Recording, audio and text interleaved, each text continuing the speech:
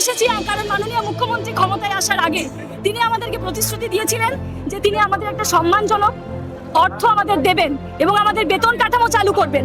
সবটাই আজ অধরা থেকে গেছে এবং আজও আমরা যে তিমিরে সেই তিমিরেই রয়েছি। আজ একটি পরিবারে 4 থেকে 5 জন যদি সেই ফ্যামিলির মেম্বার হয় তাহলে তাদের পক্ষে 10,000 13,000 কি জীবন চলা সম্ভব? আমি নিজে 2019-এ ক্যান্সার আক্রান্ত হয়েছি এবং আমি সেই রোগের সাথে লড়াই করে চলেছি। 13,000 টাকায় আমার বেঁচে থাকা তো বলতেই পারছি না, রোগ তো অনেক দূরের কথা। আমি 2019 সালে ক্যান্সার আক্রান্ত হয়েছি, কিন্তু আজও আমি সেই রোগের সাথে লড়াই করেও এখনো শিক্ষাক্ষেত্র থেকে সরে যাইনি, কারণ আমি নিরুপায়। আমার জীবনের বছরগুলো চলে গেছে আমার সন্তানের জন্য, আমার আগামী কর্মজীবনের পথকে প্রশস্ত করার জন্য, এবং আমার জীবনের এতগুলো বছর কে ফিরিয়ে দেবে?